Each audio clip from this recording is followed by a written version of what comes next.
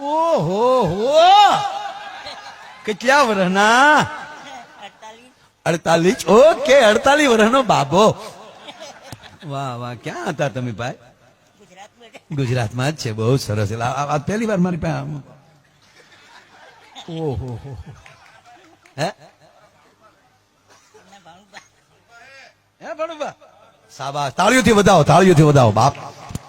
વાહ વાહ વાહ વાહ સખી આજની ઘડી તે રળિયામણી એ મારો વાલો આવ્યા ને બહુ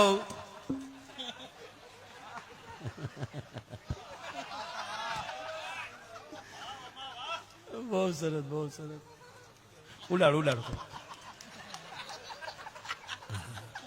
રસિયો રૂપાળો રંગ રેલિયો આવો રસિયો રૂપાળો રંગ રેલિયો ઘરે જાવ ગમતું નથી. ક્યાંથી જાવું આમાં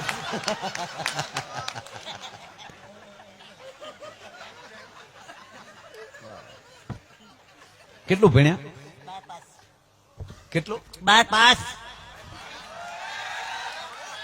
તાળીઓથી વધાવો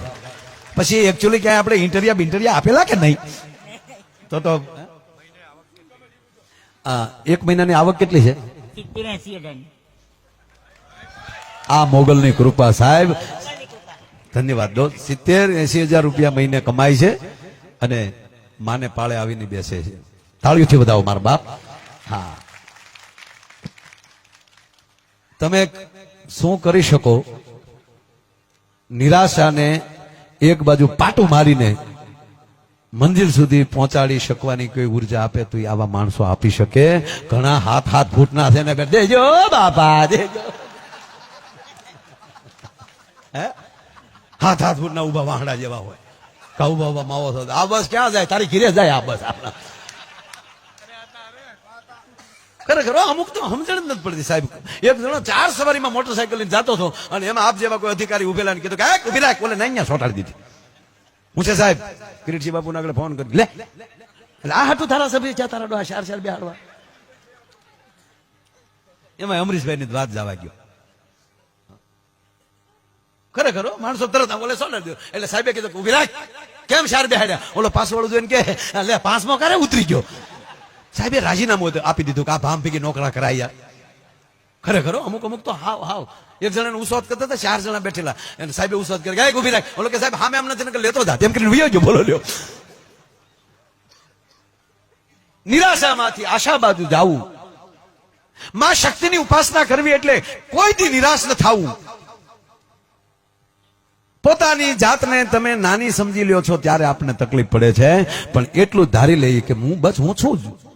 હું જે અમે આ દેશ વિદેશમાં જઈએ મને ભાઈ અહીંયા બેઠા છે કીર્તિભાઈ અમે મને હરામ બરોબર અંગ્રેજી આવડતું એમ તો આવડે હું આખો પ્રોગ્રામ અંગ્રેજીમાં કરી શકું પણ ન બોલું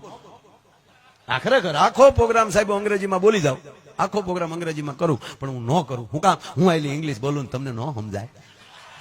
એ ધંધા કરાય આપણે સાહેબ હું અમેરિકા જઈને અંગ્રેજી જે બોલું છું અમેરિકા વાળા હજી સમજ્યા નથી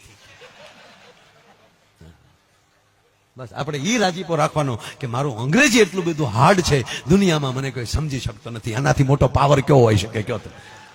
ખરેખર હું પ્લેનમાં જાઉં તો એર હોસ્ટેસ બેનો આવે ને બેન જ કહેવાય ને આપણે એ બેનો આવે ને એ આમ કઈક નાસ્તો લઈને આવે તો મારે અંગ્રેજી બોલે કે હા એટલે હું કહું તો એ બીજીને બોલાવે કે તારો બાપ કઈ ભાષા બોલે એ સમજવા જતો તો પછી આવી જાય હું ઓલે ફેરે બેન ઓલે ફેરે હવે જીવનમાં કોઈ દી નારાજ ન થવું નિરાશા ન લાવવું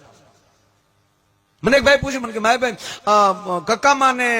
એબીસીડીમાં ફેર શું ઇંગ્લિશ શીખ્યો બાપ ભણાવજો સંતાનોને પણ ગુજરાતીના ભોગે નહીં સંસ્કૃતિના ભોગે નહીં અમુક તો એટલું ભણાવી જાય ને તો આમાં ઉભા વાંડા જેવા થઈ જાય હાવ